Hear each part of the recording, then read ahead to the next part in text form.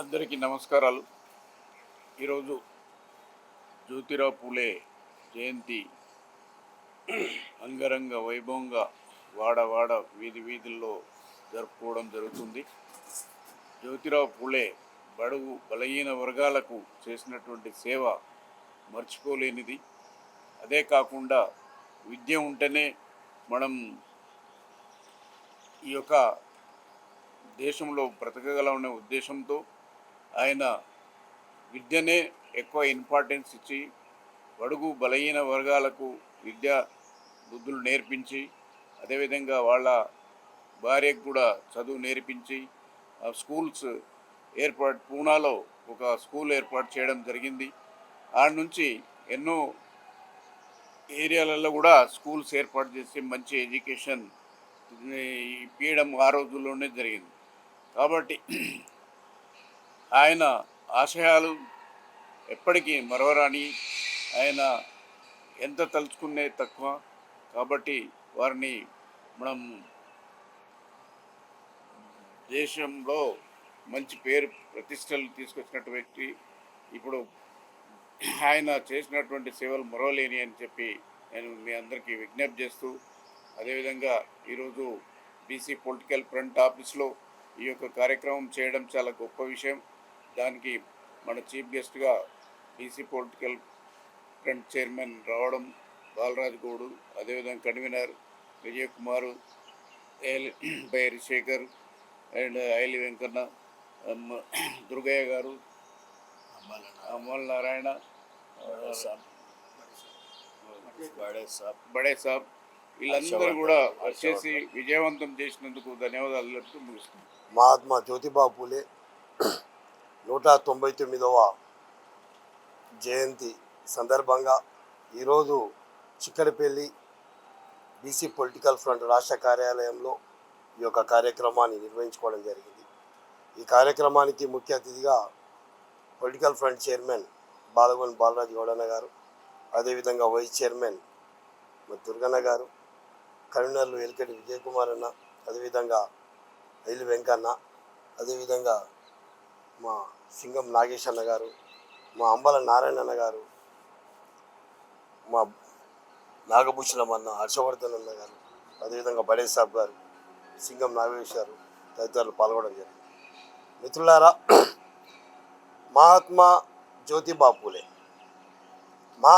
జ్యోతిబావు పూలేని ఈరోజు BJP party, Congress party, TRS పార్టీలు, almost అన్ని పార్టీలు ఈ వేడుకలు వాళ్ళ కార్యాలయంలో జరుపుకుంటున్నారు.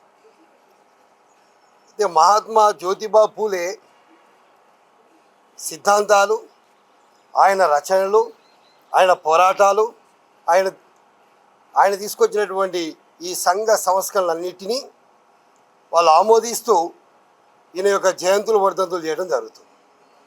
అసలు మహాత్మా జ్యోతిబావు పూలే 1848లోనే ఈ కర్మభూమి, వేదభూమి అయినటువంటి ఈ భారతదేశంలో, పవిత్ర భారతదేశంలో మహిళలకు కనీసం చదువుకునే హక్కు లేదు. మొట్టమొదటిగా మహిళలకు 1848లో బాలికల పాఠశాల పెట్టి, అదేవిధంగా ఆనాటి బ్రాహ్మణీయ మనువాద కుల ఆధిపత్య దురహంకారానికి ఎదురు నిలిచి వర్ణ వ్యవస్థని ప్రశ్నించినటువంటి మహానుభావుడు మహాత్మా జ్యోతిబావు పూలే. ఈ కుల వివక్షలన్నింటి కారణం వర్ణ వ్యవస్థ అని, ఈ వర్ణ వ్యవస్థ మూలానే కులాలుగా విభజించబడిందని, ఈ కులాలు ఈ వర్ణ వ్యవస్థనే ఈ కుల వివక్ష కారణమని ఆ రోజు ఆయన ఆ కుల వివక్షకు, వర్ణ వివక్షకు వ్యతిరేకంగా ఎన్నో ఉద్యమాలు చేయడం జరిగింది. 1873లో సత్యశోధక సమాజ నిర్మాణం చేసి బ్రాహ్మణేతరులు, బ్రాహ్మణుల దురహంకారానికి మేము లేకుంటే మీకు పెళ్లిళ్ళు కూడా జరగవు, మీకు తంతులు జరగవు, అంటే మీరు లేకున్నా కూడా మేము పెళ్లి జరిపిస్తామన్న ఒక మంగళి సోదరిని ఇంట్లో బ్రాహ్మణేతర పండితులను పెట్టి ఆ రోజు పెళ్లి చేయించడం జరిగింది. ఆ రోజు విధవరాలైన స్త్రీలకు శిరోమండనం చేసేవారు. బాల్య వివాహాలు, వితంతు వివాహాలు, అదేవిధంగా సతీ సహగమనం, అదేవిధంగా కాలువ నీరు పారుతుంటే ఆ నీరుని పంట పండించకూడదనేటువంటి దుర్మార్గమైన మూఢాచారాన్ని కూడా గండి కొడుతూ ఆయన కాలువ నీళ్లతోని రైతులకు పెట్టి పంట పండించినటువంటి వ్యక్తి.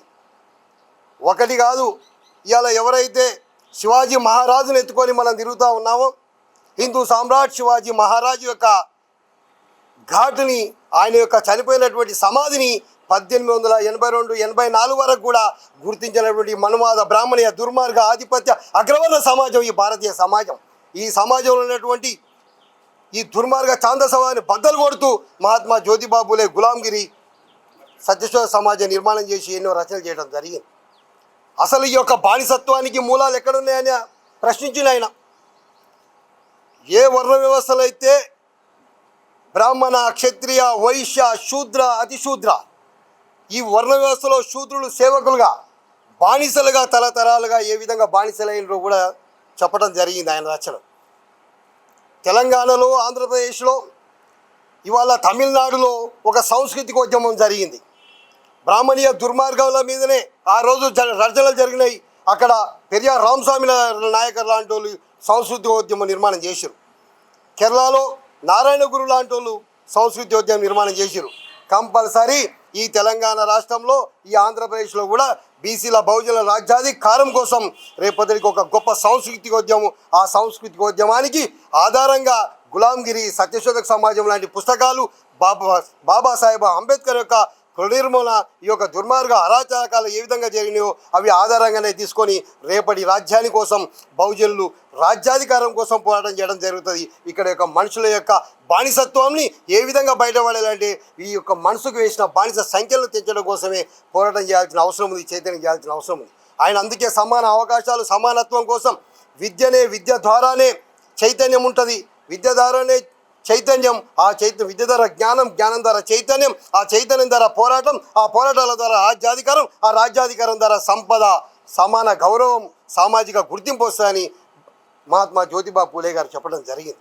కావున మిత్రులారా, రాబో రాజ్యంలో ఖచ్చితంగా బీసీల యొక్క రాజకీయ అధికారం కోసం రాజ్యం ఏ విధంగా రావాలి, ఇక్కడ రైతులు సబ్బండ కులాలు ఏ విధంగా సుఖ సంతోషాలతో ఉండాలో అది బీసీల యొక్క రాజ్యంతోనే, బీసీ రాజ్యంతోనే సాధ్యమైందని, ఆ యొక్క బీసీల యొక్క రాజకీయ అధికారం, రాజ్యాధికారం కోసం మా BC political front Balaraju Goud అన్న గారి ఆధ్వర్యంలో ఖచ్చితంగా మేము చివరి వరకు బీసీల జెండా ఎగరేసేంత వరకు ఉద్యమ పోరాటం చేస్తామని దగ్గర ఒక 7-8 సంవత్సరాల క్రితమే మేము ఈ యొక్క